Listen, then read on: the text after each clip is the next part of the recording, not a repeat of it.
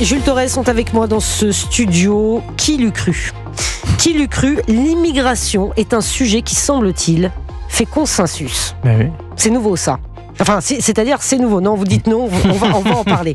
Ça se discute. Voilà, ça se discute. Mais c'est vrai, c'est une vraie actualité. À partir de demain, l'Allemagne a décidé de rétablir les contrôles aux frontières pour limiter son immigration. Il faut dire qu'en Allemagne, il y a une très forte montée de l'extrême droite. On voit aussi que le gouvernement néerlandais veut se retirer de la politique migratoire de l'Union européenne. Le Premier ministre a imposé une politique migratoire très sévère. Et il y a ce sondage qui nous dit, mais en fait, quasiment 8 Français sur 10 sont pour le rétablissement des contrôles aux frontières. Comment on en est arrivé là ? Je sais pas, Jules Torres ? Pendant 40 ans, nos responsables politiques ont passé sous le tapis les réalités aujourd'hui de l'immigration, qu'elle soit irrégulière ou régulière, avec une insécurité grandissante, avec un islamisme qui arrive de fait par les voies migratoires. Et aujourd'hui, les peuples européens ne veulent plus se laisser faire et ont décidé, dans plein de pays européens, de changer de politique. C'est pour ça qu'on a des politiques de droite. Vous parlez des Pays-Bas, qui, certes, Geert Wilders n'est pas au pouvoir, mais il fait partie de la coalition de droite.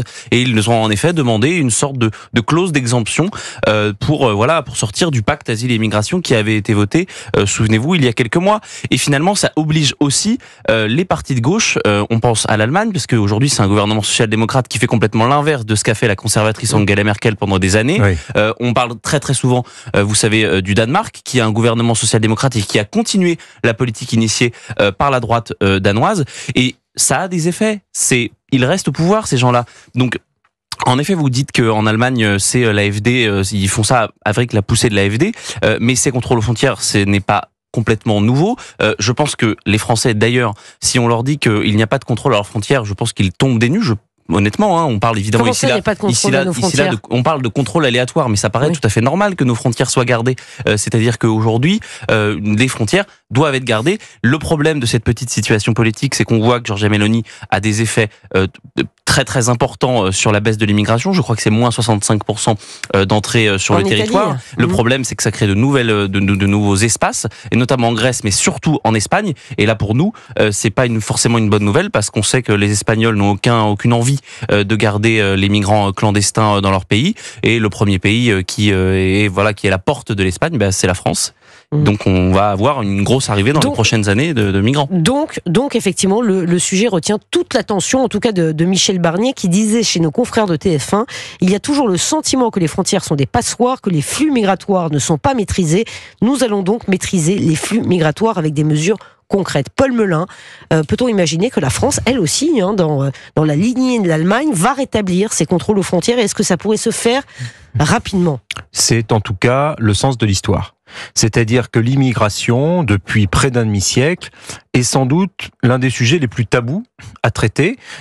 Probablement que chez nos compatriotes français ou dans la plupart des peuples européens, dans l'esprit commun, dans l'inconscient collectif, c'était pas tabou. Mais il y a eu une forme de chape qui a été coulée sur les esprits en Europe, notamment sous la férule d'académiciens, de politiques, de médias, d'un certain nombre de professeurs des universités qui ont dit débattre même de l'immigration, poser des constats, questionner le sens de l'immigration, c'est déjà un problème en soi.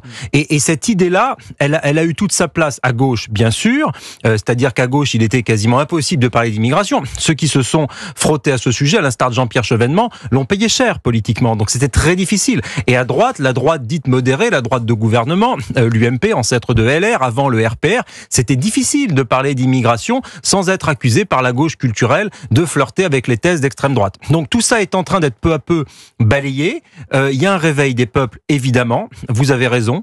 La première ministre danoise, Mette Frederiksen, est une social-démocrate et pour autant, elle a des points de vue assez radicaux sur les questions migratoires. Ils ont mis un vaste plan de déghettoisation en place dans les quartiers au Danemark. Olaf Scholz, qui est pas un extrémiste, commence à nous parler du maintien des frontières. On croirait entendre, je ne sais pas, moi peut-être Jean-Marie Le Pen dans les années 80 qui parlait des frontières. Enfin, il y avait peu de gens dans les années 80-90 qui parlaient de frontières. C'est pour ça que je cite à dessein Jean-Marie Le Pen. Quand est-ce qu'on a basculé? Moi, j'ai jamais vu un sondage pareil. Je reviens sur notre sondage parce que c'est quand même...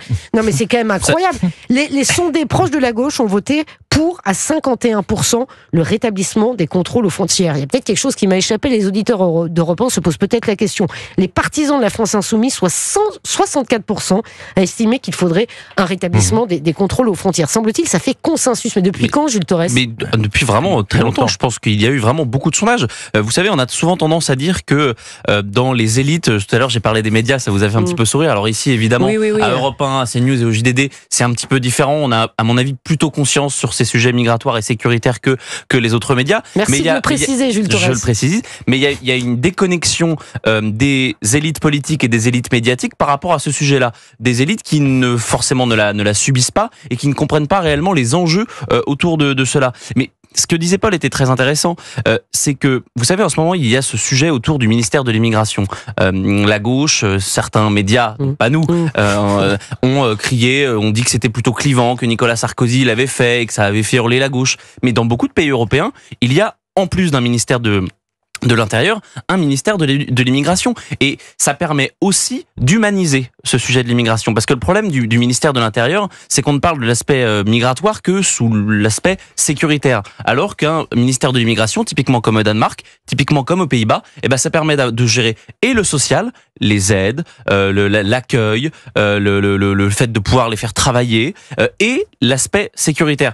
Et donc c'est pour ça qu'à mon avis, si on faisait aujourd'hui un sondage sur le ministère de l'immigration en France, 70% des Français seraient également d'accord. C'est pour ça que ce n'est pas du tout clivant, c'est le sujet avec la sécurité qui fait sans doute le plus consensus aujourd'hui en France. Je ne pensais pas à tel point, vous voyez, mais quand même.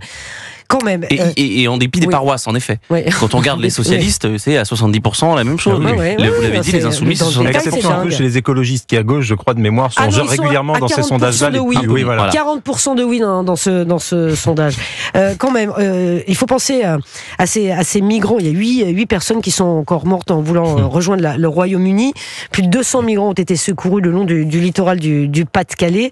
Depuis le début de l'année, 45 migrants ont perdu la vie. Et alors, ce qui fait déjà de l'année 2024 l'année la plus meurtrière des traversées de la Manche. Donc on veut rétablir les contrôles aux frontières, mais notre côté humain, que fait-on de ces migrants qui, poussés par le désespoir, risquent leur vie pour rejoindre l'Europe? Pour traiter le sujet de l'immigration avec humanité, il faut déjà pouvoir traiter le sujet de l'immigration. Il faudrait déjà en commencer par là. Et rapport à ce qu'on disait tout à l'heure avec Jules, c'est-à-dire que l'omerta autour du sujet de l'immigration, paradoxalement, a desservi les vies humaines et a fait en sorte que l'immigration devienne un drame. Si on veut éviter les drames, il faut mener une bonne politique d'immigration depuis le début, c'est-à-dire depuis les pays émetteurs. Pourquoi les gens partent et comment faire pour qu'ils ne partent pas? Ça veut dire réfléchir au rééquilibrage des relations internationales, réfléchir à la façon dont le Sud global peut se développer pour pouvoir éviter qu'il y ait des migrations supplémentaires. Ça prend du temps tout ça, Paul Melun. Mais vous savez, une bonne politique migratoire, ça prendra des décennies. Dans l'urgence, comment fait-on? Dans l'urgence, il faut évidemment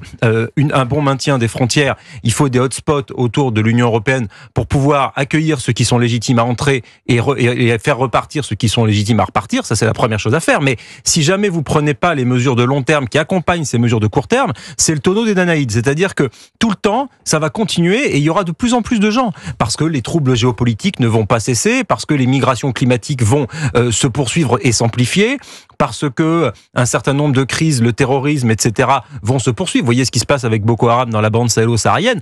Tout ça va se poursuivre. Donc il faut réfléchir à ça. Et ensuite, il faut réfléchir aussi en termes de diplomatie. Je sais que Gérald Darmanin est assez en pointe sur le sujet, au retour des OQTF dans leur pays. Et ça, c'est un vrai travail avec les pays émetteurs. Mais vous avez raison, Pascal, tout ça prendra du temps. Regardez ce qui nous arrive en France, à Mayotte, par rapport aux Comores. On a donné aux Comoriens des millions d'euros d'aide au développement en se disant ils vont retenir leurs migrants. Les gens passent avec ces bateaux, c'est quoi ça, tout le temps, tous les jours. Et donc, on met des policiers, on essaie de faire ce que l'on peut, mais c'est extrêmement difficile. Donc, ceux qui diront que le sujet migratoire, il est réglé en un coup de baguette magique, mentent aux Français. Et de la même manière, ceux qui veulent pas qu'on traite du sujet de l'immigration, de fait, ont une part de responsabilité dans le drame de l'immigration. Et au-delà des réalités statistiques, il y a quelque chose de très intéressant dont on parle assez peu, c'est la bataille de la communication. Tout à l'heure, j'ai parlé du Danemark. Moi, c'est un pays que je connais très bien parce que j'y suis allé pour faire de nombreux reportages sur ce sujet de l'immigration. Et ils ont remporté une bataille qui est sans précédent depuis 2015. C'est-à-dire que ils ont donné, par exemple, de l'argent à la Hongrie de Viktor Orban pour qu'ils empêchent de laisser passer et là on parle de millions d'euros pour qu'ils empêchent de laisser passer les migrants vers la route qui l'amène au Danemark. Au Liban, en 2016, ils ont payé le régime libanais pour mettre des affiches qui, en gros, faisaient expliquer aux migrants que aller au Danemark, c'était pas une bonne solution, pour les décourager absolument. Et surtout, au Danemark, grâce au fait que les Danois n'aient pas voté Maastricht en 1992, ils bénéficient d'un régime de retrait. Et donc, par exemple, qu'est-ce que peut faire le Danemark? C'est qu'un demandeur du droit d'asile, peut être placé en prison. Ah oui. Ah oui, donc c'est radical. C'est très radical. Ouais. On parle pas d'un CRA où c'est un centre de rétention administrative comme en France, où c'est 90 jours. On peut aller en prison au Danemark quand on demande l'asile, quand il nous est refusé. Et moi, je suis allé notamment dans le nord-ouest, dans une petite ville, dans une toute petite ville, à l'abri de tout. Enfin, c'est la plus grande ville est à 90 km et ils sont dans ces prisons-là. Et donc je peux vous dire, moi j'avais discuté notamment avec des Syriens qui avaient décidé d'y aller en 2015 et ils n'avaient qu'une seule envie, c'est de repartir. Et vous savez quelle est la moyenne du temps passé dans les prisons où il y a des migrants au Danemark? Combien? 3 semaines. Il te reste 3 semaines. 3 semaines avant de repartir. Donc c'est radical. Et juste un mot sur cette mesure. Vous avez vu la Suède, le gouvernement qui veut offrir jusqu'à 30 000 euros aux migrants pour rentrer dans leur pays. 30 000 euros. Voilà, un adulte peut recevoir une allocation de retour d'un maximum de 879 euros actuellement. Là, on passe à 30 000, à 439 euros actuellement pour un enfant. 30 000 euros. Est-ce une solution aussi alternative? Outre la prison, Jules Torres. Absolument, mais je pense que c'est beaucoup moins cher qu'une place en centre de rétention administrative en France. Une année de place en centre de rétention administrative, c'est 60 000 euros par an. Donc l'aide au départ a déjà été proposée dans de nombreux pays. Pardon de reciter encore le Danemark, mais ça existe. Vous connaissez bien. Mais voilà, il y a des réalités. Ça coûte toujours beaucoup moins d'argent que, en effet, gérer les centres de rétention administrative. Et surtout, il y a des coûts qu'on ne peut pas estimer. Le coût de l'insécurité, on sait que, par exemple, en prison, il y a 25% d'étrangers, alors qu'ils ne représentent en gros que 9,7% de la population. Donc, il y a une surreprésentation. Donc, ça c'est des choses qu'on peut pas calculer. Les 25% d'étrangers en prison, ça coûte aussi de l'argent. Un prisonnier, ça coûte de l'argent à l'État. Donc voilà, il y a beaucoup de solutions. Mais le sujet, il est pas du tout sur l'économie. Hein. Non, bien sûr. Le sujet, c'est sur le sentiment d'insécurité aujourd'hui des Français qui est grandissant et qui est dû notamment à une part de l'immigration. Voilà, qui demande le retour de contrôle des frontières. Paul Melun. Oui, puis là, c'est vrai qu'on se focalise sur le cas européen, mais même si on emmène le sujet au niveau mondial, regardez les Australiens, ce sont des travaillistes, donc là aussi c'est la gauche, ils ont mis en place eux aussi des mesures restrictives en matière d'immigration. Joe Biden arrive à la fin de son mandat de président des États-Unis d'Amérique. Lui et sa vice-présidente Kamala Harris ont prolongé le mur avec le Mexique qui était tant décrié du temps où c'était Donald Trump qui le bâtissait. Par conséquent, ce sujet de l'immigration clandestine, illégale, massive, dans le monde entier, il fait consensus. Et là, on ne parle que des pays occidentaux, mais regardez comment, par exemple, les pays du Maghreb traitent l'immigration par rapport aux pays d'Afrique subsaharienne. C'est d'une violence que la CEDH, qui est très regardante sur nos moindres faits et gestes en Europe, là, au plan des conditions élémentaires de vie, au plan des droits de l'homme, au plan de l'humanité minimum, regardez ce qui se passe en Libye, regardez ce qui se passe en Algérie, à l'accueil des migrants, ils sont plus que refoulés et certains sont tués. C'est une violence terrible et l'Europe ferme les yeux là-dessus aussi. Donc à un moment donné, il ne faut pas avoir de pudeur de gazelle à mener une bonne politique migratoire, ferme et humaine. Et ça, c'était les mots de Michel Barnier. Et je pense qu'il a là-dessus le bon axiome idéologique, c'est-à-dire un équilibre entre la fermeté, la souveraineté populaire qui doit s'exprimer parce que les Français ne veulent plus de l'immigration massive, et l'humanité, parce qu'il y a des gens qui viennent demander le droit d'asile et qui sont légitimes à l'obtenir, des gens qui, par exemple, avaient travaillé en Afghanistan avec la France, qui étaient interprètes, qui étaient militants des droits de l'homme, et ça, c'est l'esprit du droit d'asile, et c'est l'honneur de la France, à mon avis, de les accueillir.